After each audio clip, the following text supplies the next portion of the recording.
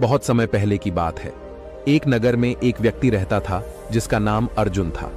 अर्जुन एक मेहनती किसान था और अपने काम में बहुत मेहनती था। लेकिन अर्जुन की सबसे बड़ी समस्या थी, वह एक साधारण जीवन जीता था, परंतु उसकी मनमानी चिंता उसे हमेशा तंग करती रहती थी। रोज अपने कामों को करते हुए अपने मन के कोने में यह सोचता रहता कि आने वाला कल कैसा होगा। अर्जुन को हमेशा यह लगता था कि उसका भविष्य अनिश्चित है।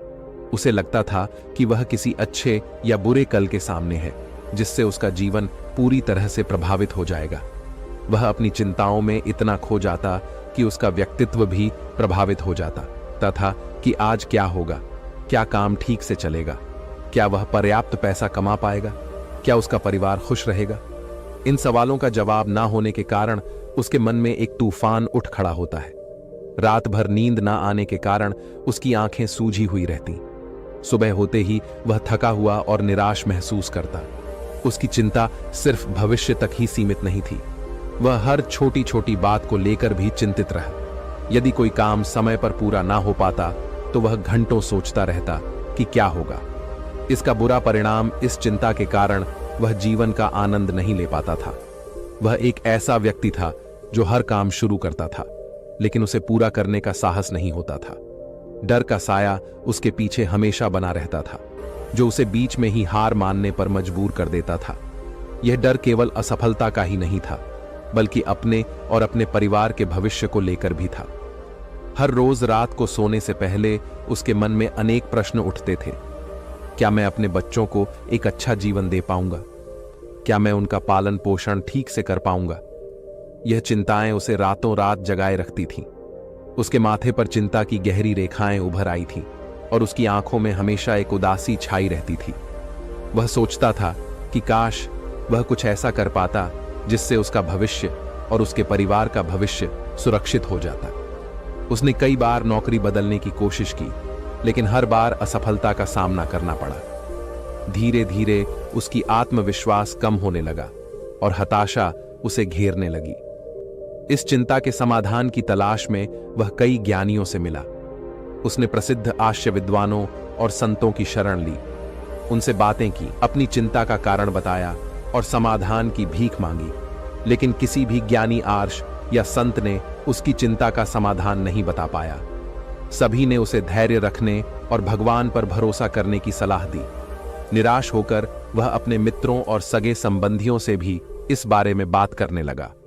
कई लोगों ने उसे सलाह दी कि वह अपना धन किसी सुरक्षित जगह पर निवेश करे ताकि उसे मुनाफा मिल सके। कुछ लोगों ने कहा कि उसके ग्रह नक्षत्र ठीक नहीं चल रहे हैं और उसे ज्योतिषी से सलाह लेनी चाहिए। कुछ अन्य लोगों ने कहा कि उसके कर्मों में ही कोई कमी है और उसे अच्छे कर्म करने चाहिए। लेकिन सारे नुस्खे, हिदायतें और सलाह को बखूबी निभाने के बाद भी उसके नामे अजीब सी बेचैनी थी। एक दिन उसे इतनी परेशानी में देख उसके एक मित्र ने उसे एक गुरुजी के बारे में बताया। उस मित्र ने कहा कि जो कोई भी उन बौद्ध भिक्षु से मिलने जाता है, वे उसकी समस्या का समाधान अवश्य ही करते हैं, चाहे समस्या कितनी ही बड़ी क्यों ना हो। उनके समझाने का तरीका थोड़ा अलग होता है। वे अपनी बातों को कुछ अनोखे ढंग से समझाते हैं। बहुत खुश हुआ। उसे लगा कि हां, अब वही साधु बाबा उसकी समस्या का समाधान बता सकते हैं। उत्सुकता से वह व्यक्ति तुरंत गुरु के आश्रम की ओर चल पड़ा। आश्रम एक शांत और सुंदर स्थान पर स्थित था। चारों ओर ऊंचे पेड़ों से घिरा हुआ था। जैसे ही वह आश्रम के द्वार पर पहुंचा, उसने एक शांत और पवित्र वातावरण महसूस किया। उसने धीरे से दरवाजा खटखटाया और अंदर प्रवेश किया। वह बौद्ध भिक्षु एक बैठने स्थान पर बैठकर ध्यान कर रहे थे। जैसे ही अर्जुन प्रवेश करता है, वह बौद्ध भिक्षु आंखें खोलकर अर्जुन की ओर देखते हैं। तभी अर्जुन जाकर वह उन बौद्ध भिक्षु से कहता है, हे महाराज, मैंने आपके बारे में बहुत सुना है। लोग आपकी प्रशंसा करते थकते नहीं। मैंने यह भी सुना है कि जो भी आपके पास अपनी समस्या लेकर आता है, आप उसका समाधान उसे अवश्य देते हैं। हे महाराज, मेरी हाथ जोड़कर आपसे एक विनती है। मेरी भी एक समस्या है। मुझे अपने आने वाले कल की चिंता है। मैं चाहता हूं कि मेरे बच्चे और परिवार सुरक्षित रहे और उनका भविष्य सुरक्षित हो। मैं अपने भविष्य की चिंताओं में अपना सारा समय गुजार देता हूं। मुझे बहुत डर लगता है। भविष्य के बारे में सोच सोच कर मेरे मन में अनेक प्रश्न उठते थे। क्या मैं अपने बच्चों को एक अच्छा जीवन दे पाऊंगा? क्या मैं उनका पालन पोषण ठीक से कर पाऊंगा? मेरे बाद उनका क्या होगा? यह चिंताएं मुझे रातों रात जगाए रखती हैं। अगर आप उसका समाधान कर देंगे तो आप जो चाहेंगे मैं आपको वो देने को तैयार, फिर भले ही मुझे बाजार से कर्ज क्यों ना लेना पड़े। अर्जुन की बात सुनकर वह बोध गुरु मुस्कुराते हैं और कहते हैं, बेटा, धन दौलत से मेरे मन को कोई संतोष नहीं मिलता। मुझे यह सारी चीजें नहीं चाहिए। मैं तुम्हारी समस्या का हल तभी निकाल सकता हूं जब तुम मेरी बातों पर गंभीरता से ध्यान दो। जब तक तुम मुझ पर भरोसा नहीं करोगे, मेरी मदद भी तुम्हारे काम नहीं आ सकती। अगर तुम्हें मुझे कुछ देना ही है तो मैं तुम्हारा समय चाहता हूं। क्या तुम मेरे लिए समय निकाल सकते हो ताकि मैं तुम्हें समझा पाऊं कि तुम क्या गलती कर रहे हो? यह सुनते ही अर्जुन की आंखों में जो आशा की किरण चमक उठी और वह तुरंत ही बोध भिक्षु से बोला, जी गुरुजी, मैं आपको अपना समय देने के लिए तैयार हूं। आप जो कहेंगे मैं वह करूंगा। बस मेरी समस्या का समाधान दे दीजिए। बोध गुरु अर्जुन की निश्चित दृढ़ता को देखकर प्रसन्न हुए और उससे कहा कि बेटा, मुझे तुम्हारे 7 दिन का समय चाहिए और इन 7 दिन में तुम मेरे इस आश्रम में रहना होगा। जैसा मैं कहूं ठीक वैसा ही करना होगा। क्या तुम तैयार हो? अर्जुन थोड़ा सोच में पड़ गया।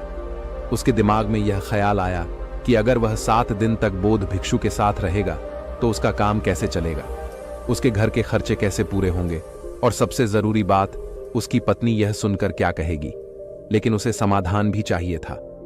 आदमी ने सोचा, अगर मैं अपनी पत्नी से कहूं कि मुझे अपनी समस्या का समाधान ढूंढकर बेहतर इंसान बनना है और इसके लिए मुझे 7 दिन इन बोध भिक्षुओं के साथ रहना होगा, तो अवश्य ही उसकी पत्नी उसे बोध भिक्षु के साथ रहने की इजाजत देगी। और वैसे भी मेरी जिंदगी से बस 7 दिन ही तो है। लेकिन अगर मैं इस समस्या का समाधान नहीं ढूंढ पाया तो यह चिंता मुझे जीवन भर परेशान करेगी। उसने सोचा कि वह इस समस्या का समाधान ढूंढने के लिए 7 दिन समर्पित कर सकता है। काफी सोच विचार के बाद वह बोध भिक्षु से कहा, ठीक है गुरुजी, परिश्रम करो, सफलता जरूर मिलेगी। मैं आपको 7 दिन देने के लिए तैयार हूं, लेकिन इसके पहले उसे अपनी पत्नी को यह सब बताना होगा ताकि वह परेशान ना हो।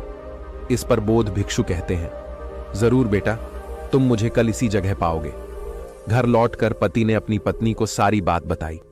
पत्नी को सुनकर दुख हुआ, लेकिन वह अपने पति के प्यार और उसे हो रही तकलीफ को समझ गई।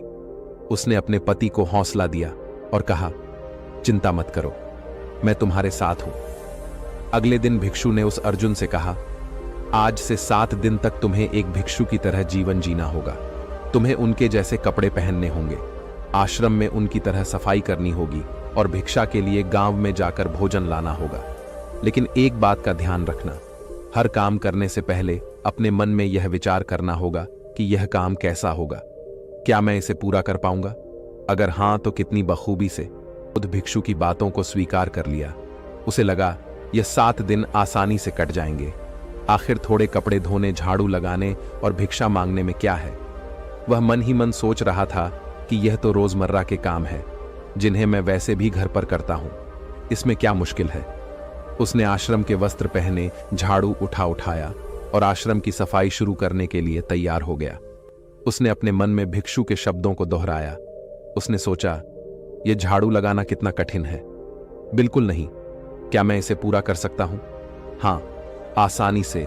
मैं इसे और भी बेहतर कैसे कर सकता हूं?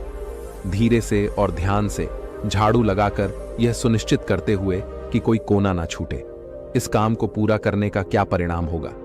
आश्रम स्वच्छ होगा और रहने में अच्छा लगेगा।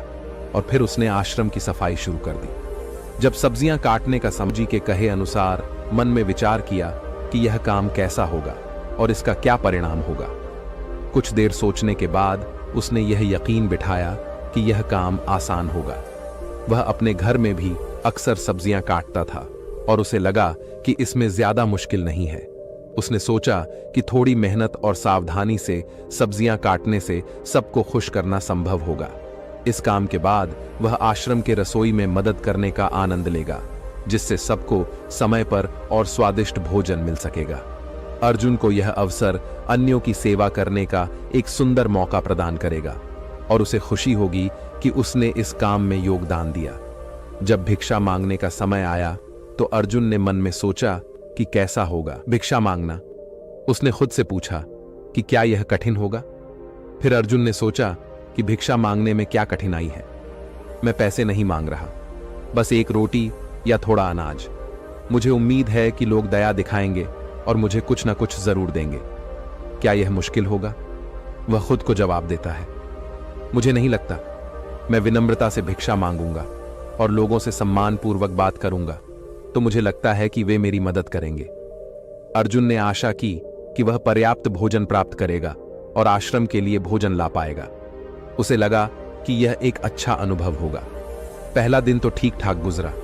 उसने आश्रम के वस्त्र पहने, आश्रम की साफ सफाई में हाथ बटा और आसपास के घरों से भिक्षा मांग कर लाया। सब्जियां काटकर उसने रसोई में भी मदद की। लोगों ने उसे सम्मान से भोजन दिया और उसकी कोशिशों की सराहना भी की। उसने सारे काम बखूबी निभाए। अर्जुन को लगा कि बाकी दिन भी ऐसे ही आसानी से निकल जाएंगे। शाम को बौद्ध भिक्षु के पास बैठकर उसने पूरे दिन के अनुभवों को उन बौद्ध भिक्षु को बताया और कहा, देखा गुरुजी, मैंने सारे काम कर दिए और मैंने काम करने से पहले सोचा भी कि वह कैसे होंगे। बौद्ध भिक्षु ने मुस्कुराते हुए कहते हैं, बहुत अच्छे, लेकिन याद रखना, जैसा कि अक्सर होता है, जिंदगी हमारी उम्मीदों से थोड़ी अलग चलती है। हर दिन एक जैसा नहीं होता। कल शायद परिस्थिति अलग हो। और ऐसा ही कुछ अगले दिन से अर्जुन के साथ होने लगा। अगले ही दिन दिक्कतें शुरू हो गईं। भिक्षा मांगते समय एक घरवाली ने उसे डांट दिया, यह कहते हुए कि वह आलसी है और काम करने के बजाय भीख मांग रहा है। अर्जुन को यह बात चुभ गई। उसने मन ही मन सोचा कि वह तो गुरु के आदेश का पालन कर रहा है, फिर भी उसे अपमान सहना पड़ रहा है। फिर एक दिन आश्रम में सब्जियां काटते समय विजय का हाथ कट उसे गुस्सा आया कि इतना आसान काम भी वह ठीक से नहीं कर पाया। ऊपर से रात के भोजन में भी सिर्फ रोटी और दाल थी। ऐसा सोचते हुए अर्जुन ने आश्रम में झाड़ू लगाना शुरू किया। कुछ देर बाद जब उन्होंने आधे हिस्से को साफ कर लिया था, तभी अचानक तेज हवा का झोंका आया। इस झोंके ने बाहर की धूल और मिट्टी को उड़ाकर आश्रम के अंदर ला दिया, जिससे सफाई का काम बेकार हो गया। दिन ते गए और अर्जुन की परेशानियां बढ़ती गई। उसे जमीन पर सोने की आदत नहीं थी। उसकी पीठ में दर्द होने लगा।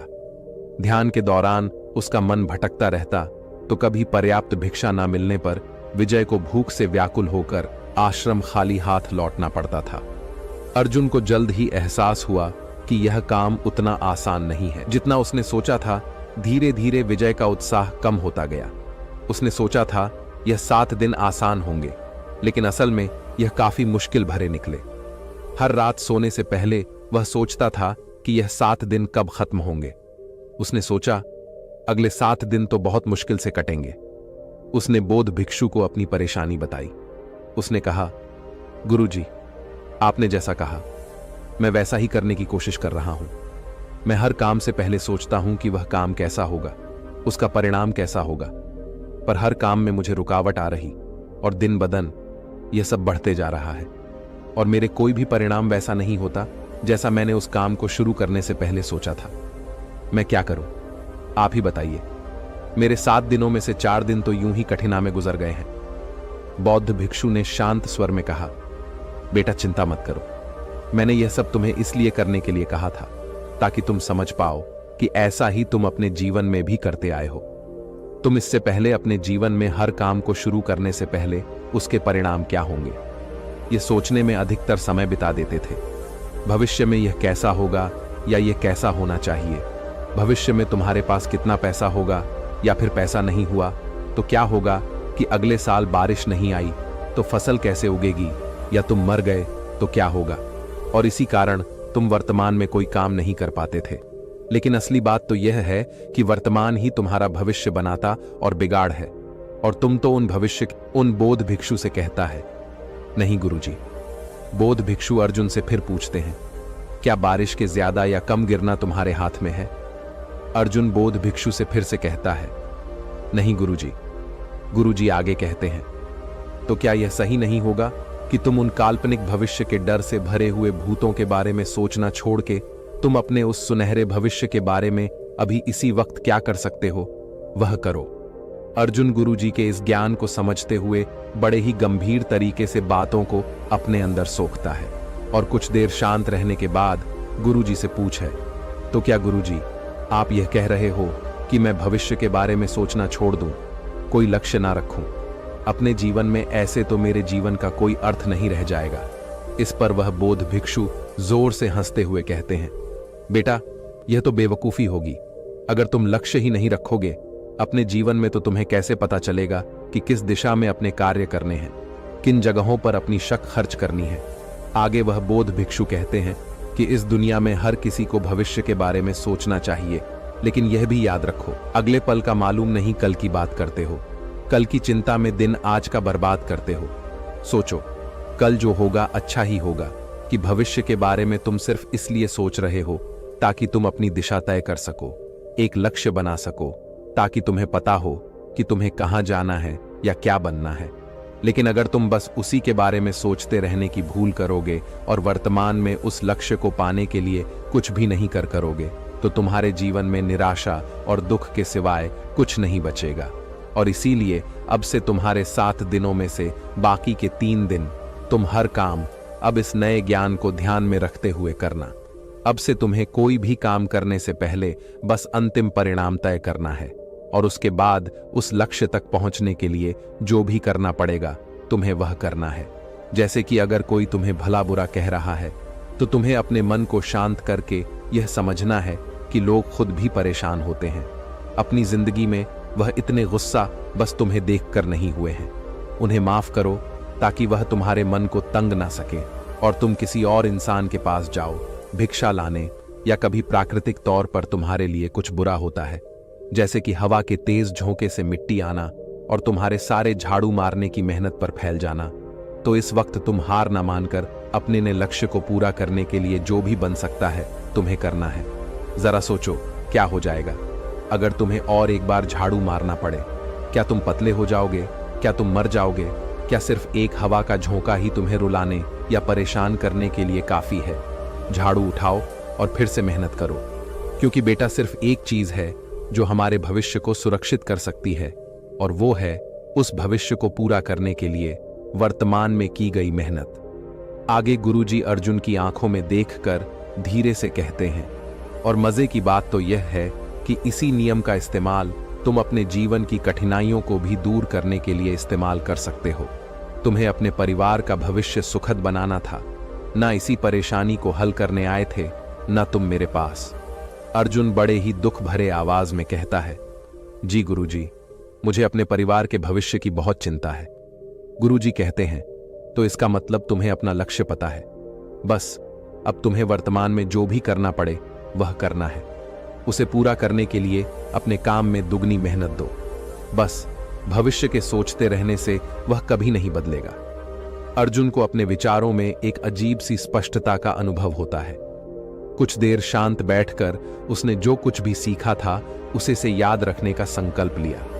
फिर बोध भिक्षु से बोला, गुरुजी, अब मुझे सब समझ में आ गया है। दुख तकलीफ तो जिंदगी में आते रहते हैं, उसे धैर्य से निकालो। जिन्हें कल की चिंता है वो रात भर रोते हैं, जिन्हें ईश्वर पर भरोसा है वो रात भर सोते हैं। मुझे लगता है कि बाकी के 2 दिन मैं आपके निर्देशों का पालन करूंगा। अब जब मेरे सामने कोई बाधा आएगी तो मैं उसे पार कर लक्ष्य तक पहुंचना बेकार के सवालों में उलझकर अपना समय बर्बाद करूंगा। भिक्षु विजय की दृढ़ता से मुस्कुराए उन्होंने कहा, बहुत अच्छा अर्जुन, यही वह भावना है जो तुम्हें सफलता की ओर ले जाएगी। बोध भिक्षु की सलाह को ध्यान में रखते हुए अर्जुन ने अगले 3 दिन बिताए। रास्ते में वाकई कई कठिनाइयां आईं। कभी हार मानने का मन होता है, कभी रास्ता भटकने का डर लगता, परंतु उसने गुरुजी के शब्दों को याद रखा। उसने सीखे हुए कौशल का प्रयोग किया और दृढ़ता के साथ हर चुनौती को पार किया। धीरे धीरे अर्जुन को एहसास हुआ कि भविष्य की चिंता करना व्यर्थ है।